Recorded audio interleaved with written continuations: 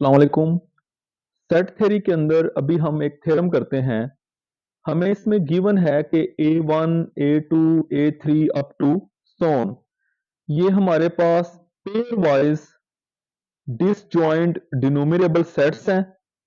तो जो इन सब की यूनियन होगी वो भी डिनोमिनेबल होगी। ये हम प्रूव करेंगे। तो सबसे पहले तो हमें जो सेट्स गिवन हैं, फॉर एग्जांपल A1 जो है, ये हम कह सकते हैं कि इसके एलिमेंट हैं A11, A12, A13 up to A1n and सोन। ये हमारे पास सेट A1 हो गया। इसी तरह अगर हम बात करें A2 की, तो वो होगा A21, A22, A23 up to A2n and सोन। इसी तरीके से अगर हम इसको मजीद एक्सटेंड करें तो चलें A3 कर लें। A3 होगा A31, A32, A33 up to A3n and सोन। और ये इस तरह भी हमारे पास अप टू सोन होगा। तो फर्ज करें कोई ए एम है, तो ये आ जाएगा AM1, AM2, AM3, AMN and सोन। ऐसे हो जाएगा। और फिर अगेन ये सोन है। ठीक है, तो जो इनकी यूनियन होगी प्रूव करना है वो डिनोमिनेबल है। अच्छा, ये सारे जो है ना, ये पेयर वाइज डिसजॉइंट है। मिसाल के तौर पे आप ये कह सकते हैं कि अगर आप कोई भी A1 इंटरसेक्शन A2 करते हैं तो वो एम्प्टी होगी। अगर आप कोई A2 इंटरसेक्शन A3 करते हैं तो वो एम्प्टी होगी। ठीक है, अब हमने प्रूव करना है कि इन सब की जो यूनियन है, ये जो सारे सेट्स हैं इनकी यूनियन वो भी डिनोमिनेबल है। तो उसके लिए हम क्या प्रूव करेंगे? हम प्रूव करेंगे कि जो यूनियन है, union I from 1 to infinity A I, इसको अगर ओपन करें क्या बन रहा है? आई की जगह पे 1 पुट करें, A1, फिर ये यूनियन लगा दें, फिर आई की जगह पे 2 पुट कर दें, A2 यूनियन, फिर A3 union and Son. Infinite है। हमने प्रूव करना है ये डिनोमिनेबल है। अब कोई भी सेट डिनोमिनेबल कब होता है? देखें, अगर आप ये जो सेट है, अगर आप इसको इक्विवेलेंट प्रूव कर दें सेट ऑफ नेचुरल नंबर के, कोई भी सेट जब सेट ऑफ नेचुरल नंबर के इक्विवेलेंट होता है तो वो डिनोमिनेबल हो जाता है। अब हम इसको डायरेक्ट तो इक्विवेलेंट n के नहीं करेंगे। हमने ये भी पढ़ा हुआ है कि जो n क्रॉस n है ये इक्विवेलेंट है n के।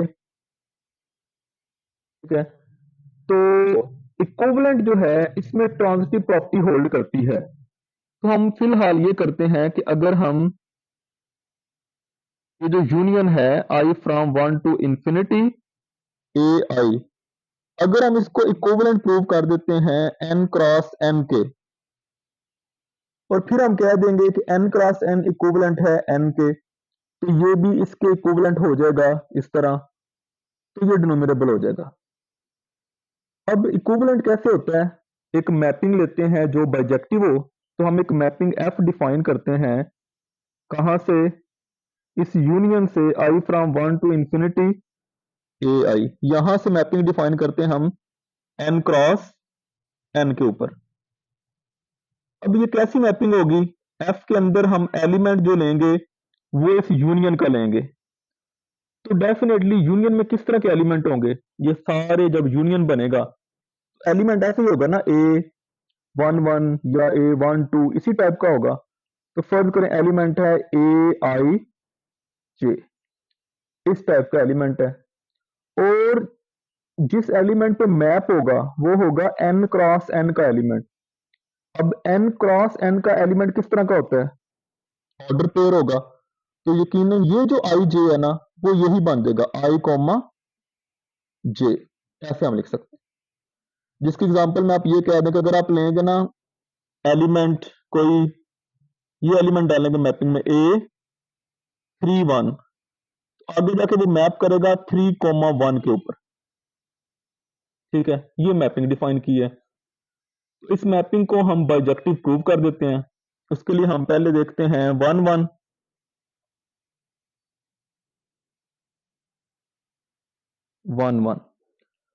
मैपिंग में क्या करते हैं, दो इमेजेस इक्वल रखेंगे और एलिमेंट इक्वल प्रूव कर देंगे। तो हम कहते हैं एनी AIJ और AMN, तो ये दो एलिमेंट हमने ले लिए इस यूनियन में से, I from 1 to infinity AI, यहां से। ठीक है, हम दो इमेजेस इक्वल रखने लगे हैं, f of AIJ is equal to f of AMN। यहां से हम प्रूव करेंगे ये दोनों एलिमेंट भी इक्वल हैं। तो देखिए जब f अप्लाई होगा तो क्या करेगा, AIJ का आंसर क्या आएगा, I कोमा J, ये बन जाएगा I कोमा J। इधर क्या आंसर बनेगा, AMN का M कोमा N। अब दो ऑर्डर पेयर इक्वल हैं, अगर दो ऑर्डर पेयर इक्वल हों तो क्या होता है, एब्सिसा के इक्वल होगा और ऑर्डिनेट के इक्वल होगा। तो जब I जो है वो M के इक्वल है और J जो है वो N के इक्वल है, तो फिर हम यहां से ये कह सकते हैं ना कि जो AIJ है ये असल में इक्वल है AMN के, क्योंकि जब I जो है वो M के इक्वल है और J N के इक्वल है, तो फिर ये दोनों इक्वल हो जाएंगे। ये देखें ना, मिसाल के तौर पे ऐसा हो, यहाँ पे 3 है, इधर भी पहले 3 है, फिर यहाँ पे 2 है, इधर भी पहले 2, फिर 2 है, तो दोनों इक्वल हो गए। तो ये हमारे पास दो इमेजेस इक्वल रखी और दो एलिमेंट इक्वल आ गए, तो प्रूव हो गया F इज 1 अब हम मैपिंग को ऑन टू प्रूव करते हैं। तो ऑन टू हम कैसे प्रूव करेंगे, हम ये प्रूव करेंगे कि हर इमेज का प्री इमेज मौजूद है। तो हम कह सकते हैं फॉर ईच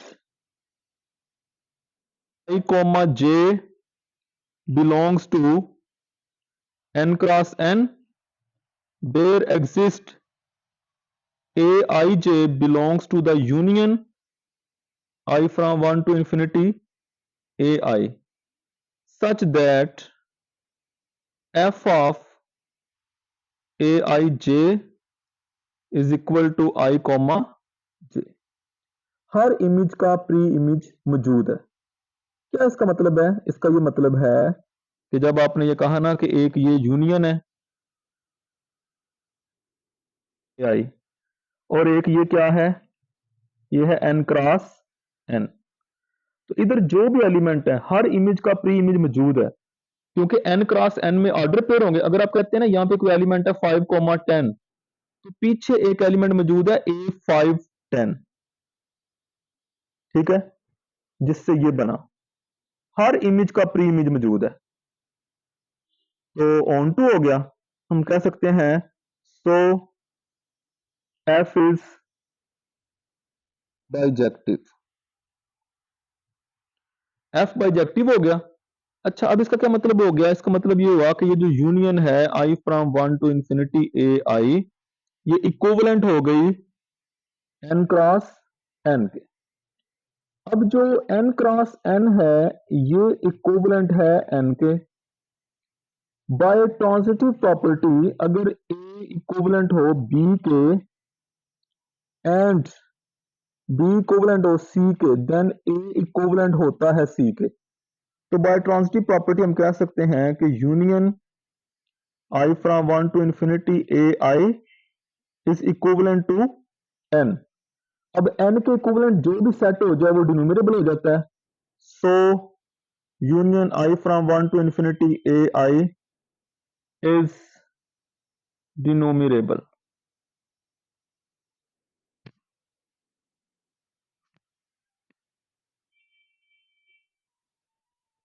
इसके साथ हम एक और थ्योरम करते हैं, every subset of denumerable set is finite और डिनोमिनेबल।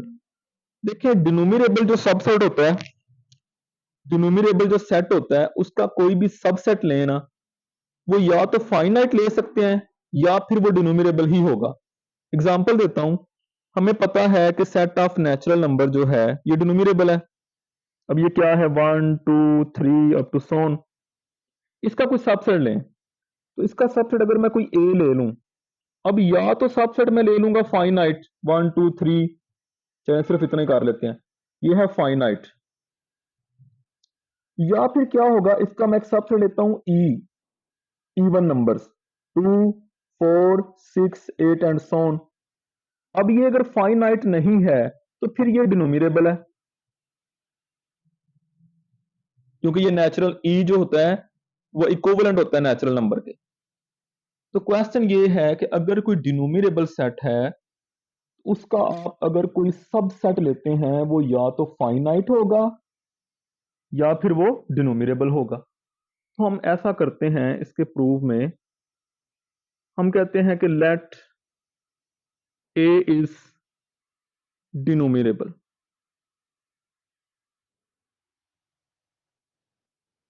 सेट ए है वो डिनोमिनेबल है, ये हम लेट कर लेते हैं। अब जो ए सेट है अगर वो डिनोमिनेबल है तो वो नेचुरल नंबर के इक्विवेलेंट होगा, तो उसके एलिमेंट होंगे A1 A2 A3 up to सोन। ठीक है, ये एक डिनोमिनेबल सेट है। बी जो है ये सबसेट है, B is the subset of A. अब अगर बी सबसेट है ए का, तो दो बातें हैं, if B is equal to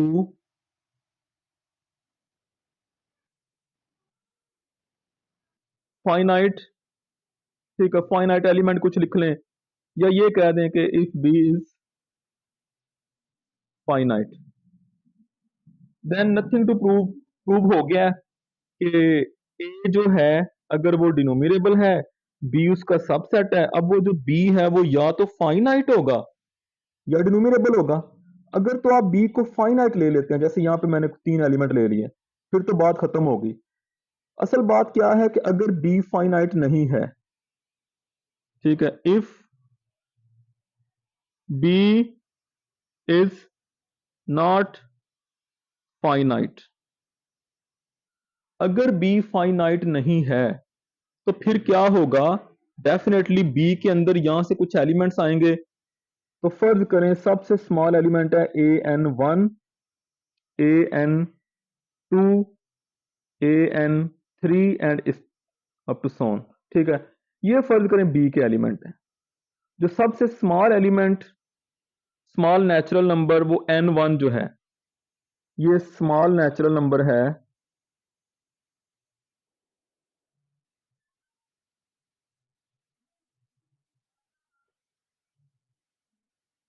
be के अंदर जो सबसे स्मॉल नेचुरल नंबर का एलिमेंट है वो n1 है, उसके बाद n2 है। अच्छा अब देखें, अगर हम ये कहें कि n1 से बड़ा एक एलिमेंट n2 है, और अगर हम कहें कि यहां पे स्टॉप हो गया, तो फिर इसका मतलब है इसके अंदर तो सिर्फ 2 एलिमेंट हैं, फिर ये फाइनाइट हो जाएगा। तो अगर हम कहें नहीं उससे बड़ा एक एलिमेंट n3 भी है, अगर यहां पे स्टॉप कर दें तो फिर तो इसके अंदर सिर्फ 3 एलिमेंट हैं, फिर ये फाइनाइट हो गया। अगर हम कहें उससे आगे एक एलिमेंट n4 भी है और ये सीक्वेंस चलती जा रही है, इसका मतलब ये हो गया कि जो सेट बी है उसके एलिमेंट्स एक सीक्वेंस बना रहे हैं A N I, I from 1 to infinity. ठीक है, तो ये इसके बी के एलिमेंट हैं जो कि एक सीक्वेंस बना रहे हैं, एन की जगह पे 1 पुट करें, फिर 2 पुट करें, फिर 3, फिर अप टू सोन। क्योंकि आप जब इसको स्टॉप करेंगे, आप कहेंगे कि 3 एलिमेंट है सिर्फ, तो ये फाइनाइट हो जाएगा। आप कहेंगे ये सिर्फ 100 एलिमेंट है, तो ये फाइनाइट हो जाएगा। आपको कहना पड़ेगा आई फ्रॉम 1 टू इंफिनिटी, तो ये अप टू सोन है, तो ये एक सीक्वेंस बन जाएगी। और हमने क्या पढ़ा है कि जो सीक्वेंस होती है, एवरी सीक्वेंस इज डिनोमिनेबल। ठीक है, तो लिहाजा ये क्या सेट क्या प्रूव हो गया, बी। अगर ये फाइनाइट नहीं है तो फिर ये डिनोमिनेबल है।